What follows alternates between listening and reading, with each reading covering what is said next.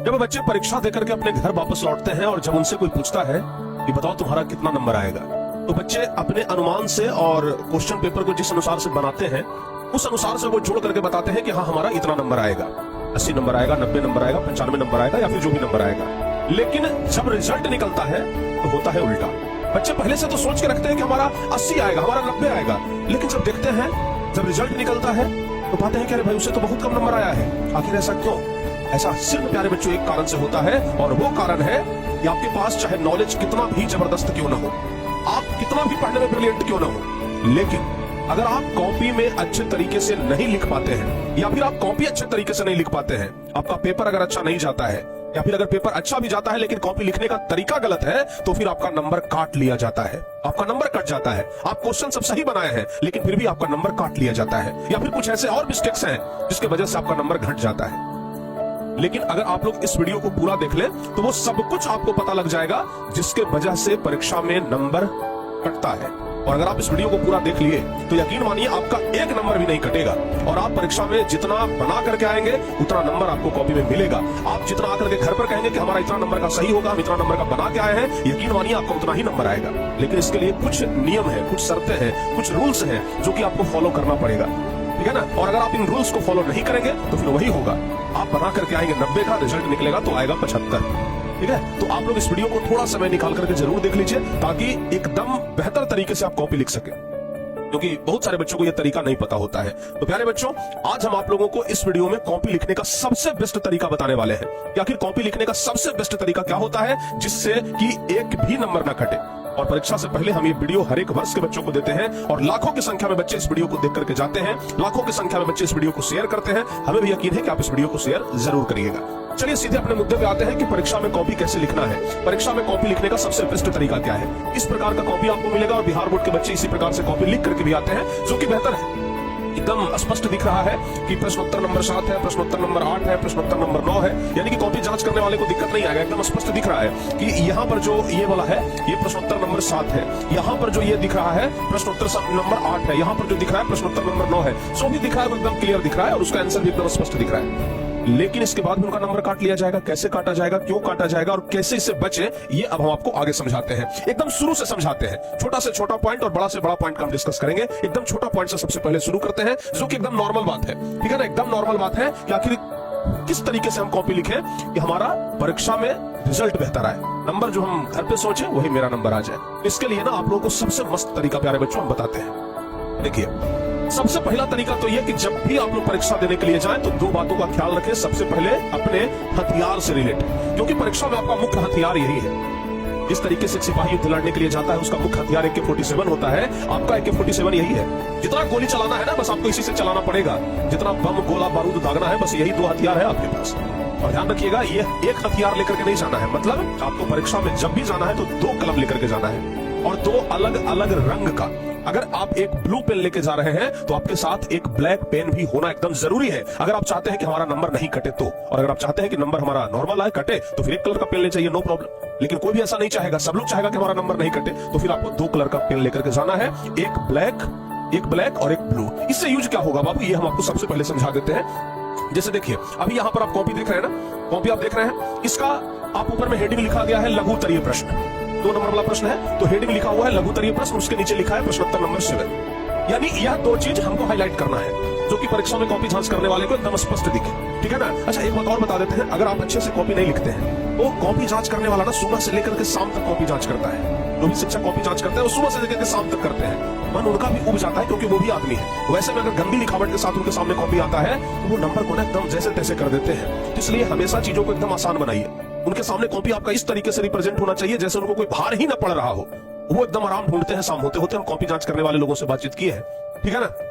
तो ऊपर में जो आपको ये मुख्य चीज दिख रहा है, यह हेडिंग आप ब्लैक कलर से लिखेंगे। यह जो मुख्य हेडिंग दिख रहा है ना, यह हेडिंग आप ब्लैक कलर से लिखेंगे, यह भी आपको ब्लैक कलर से लिखना है। जब भी आप लोग प्रश्नोत्तर नंबर बदल रहे हैं या फिर कोई इंपॉर्टेंट चीज, कोई महत्वपूर्ण चीज आप लिख रहे हैं, उसके जगह पर आप ब्लैक पेन यूज करिए। और नॉर्मल जैसे आप आंसर लिख रहे हैं तो आंसर आप ब्लू पेन से लिखिए। तो इसलिए आप लोगों को परीक्षा में 2 रंग का पेन लेकर के जाना है, एक ब्लू और दूसरा ब्लैक। अच्छा, बहुत सारे बच्चे को हम देखे हैं क्या करते हैं, आज अगर परीक्षा है तो आज सुबह सुबह एकदम नया पेन खरीदते हैं दुकान से, बढ़िया पेन खरीदते हैं कि बस आज इसी से लिखेंगे। यही आपका सबसे बड़ा मिस्टेक है। समझ गए ना? एक बात हमेशा ध्यान रखिएगा, नया गाड़ी कभी भी माइलेज नहीं देता है। गाड़ी माइलेज तभी देता है जब वो पुराना हो जाता है। इसी प्रकार से जो आपका पेन है ना, यह स्पीड तभी चलेगा जब यह थोड़ा सा पुराना हो जाएगा। जब इसका ये नीब जो है ना, जब इसका घिस जाएगा थोड़ा सा, तो ये पन्ने पर ना बहुत तेजी के साथ भागेगा। आप एक न्यू पेन से लिखिए और आप एक ओल्ड पेन से लिखिए, आप देखेंगे कि न्यू पेन बड़ा धीरे धीरे चल रहा है। अगर उसको हम स्पीड चलाने का कोशिश कर रहे हैं तो नहीं चल रहा है, लेकिन ओल्ड पेन एकदम सरासर चलता है।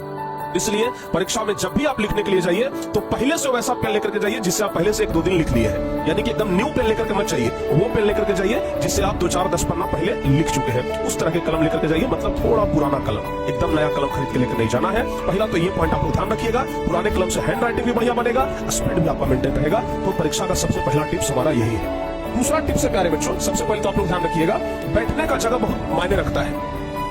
बेंच, जिस बेंच पे आप बैठ करके एग्जाम देंगे, यह बेंच आपके लिए बहुत मायने रखता है। सोचिए ना कि आप जिस बेंच पर बैठने वाले हैं, आपका जिस बेंच पे सीट है, उस बेंच पे आप बैठे हैं और पता चला कि बेंच ढक ढक ढक ढक हिल रहा है।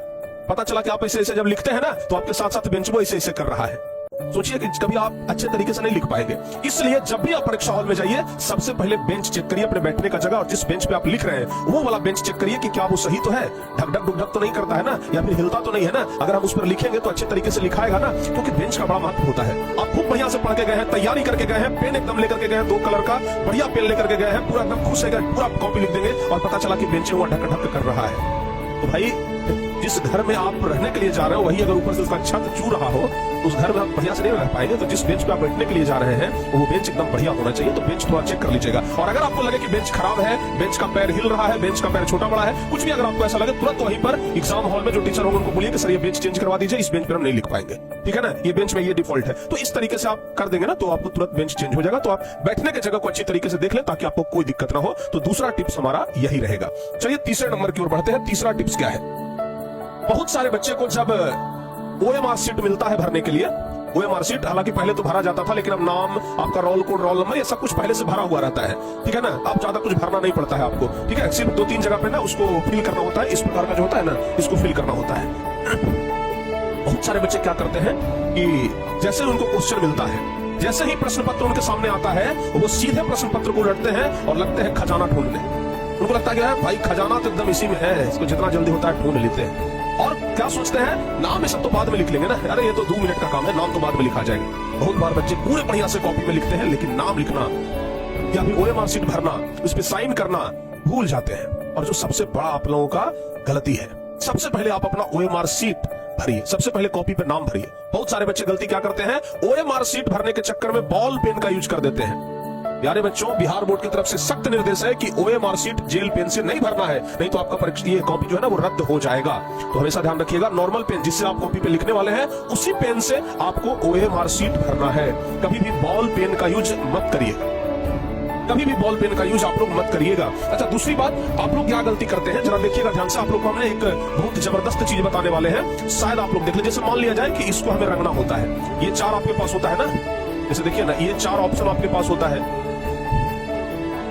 जैसे चलो ना, हो गया ना, 2 ही करके हम आपको दिखा देते हैं। जैसे मान लिया जाए कि इसको रंगना है। बहुत सारे बच्चे ना जब गोला को रंगते हैं तो क्या करते हैं, बीच में इस तरीके से दे करके ऐसे ऐसे करके रगड़ के छोड़ देते हैं। भाई, जब गोला को रंगना है तो उसका सही तरीका क्या है, जो बिहार बोर्ड कहती है, पहले इसका कॉर्नर पूरा एकदम एक बार ऐसे होना चाहिए और पहले किनारों से रंगते रंगते रंगते रंगते आपको बीच में पहुंचना है, इस तरीके से, और पूरा रंग देना है, पूरा ढकना चाहिए। ऐसा नहीं कि बीच में आधा अधूरा, क्योंकि आपको बता दें जानकारी के लिए कि OMR शीट जो होता है, यह आदमी के द्वारा नहीं, मशीन के द्वारा जांच किया जाता है। और मशीन जो होता है वो इतना सा गलती भी बर्दाश्त नहीं करता है। आदमी तो आपका गलती बर्दाश्त कर लेगा, कंप्यूटर आपका गलती नहीं बर्दाश्त करेगा ना, मशीन आपका गलती बर्दाश्त नहीं करेगा ना। तो ये बात ध्यान रखिएगा, बढ़िया से आपको गोला भरना है। चलिए, ये तो हो गया भाई। और हमेशा ध्यान रखिएगा, बॉल पेन का यूज मत करिएगा।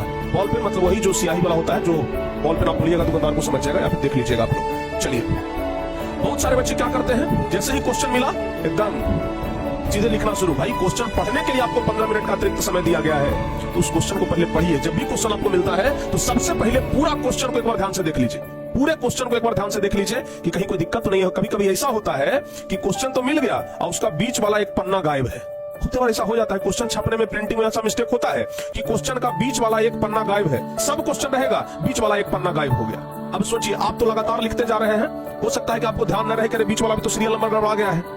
उस दरमियान क्या होगा, बाद में आप कितनों गुहार लगाते रह जाइएगा, कुछ नहीं होगा। तो उस समय जब आपको क्वेश्चन मिलता है, उसी समय आप जांच कर लीजिए कि हमारा क्वेश्चन पेपर तो सही है ना, और अच्छे से क्वेश्चन पेपर को आप देख लीजिए कि कहीं मिस प्रिंट तो नहीं है, जो क्वेश्चन पेपर पे ये टाइप किया हुआ है सब कुछ सही से पता तो चल रहा है, कभी कभी मिस प्रिंट भी हो जाता है, लिखा हुआ क्या है पता नहीं चलता है, तो वो सब आप लोग पहले देख लीजिए ताकि बाद में कोई दिक्कत ना हो। ध्यान रखिएगा, एक सही विद्यार्थी का ना ये सब पहचान है। अगला चीज, कुछ बच्चे ऐसे होते हैं जैसे उनको क्वेश्चन पेपर मिला, क्वेश्चन पेपर सीधे पहला पन्ना उलटते हैं और एकदम पहला क्वेश्चन देख लिए, पहला क्वेश्चन देखा रहे बहुत हार्ड है तो नहीं बन रहा है, दूसरा क्वेश्चन देखे दूसरा क्वेश्चन भी बहुत हार्ड है, नहीं आएगा, हमको नहीं आएगा, तीसरा क्वेश्चन देखे अरे ये भी नहीं बनेगा, बस डिमोटिवेट हो गए।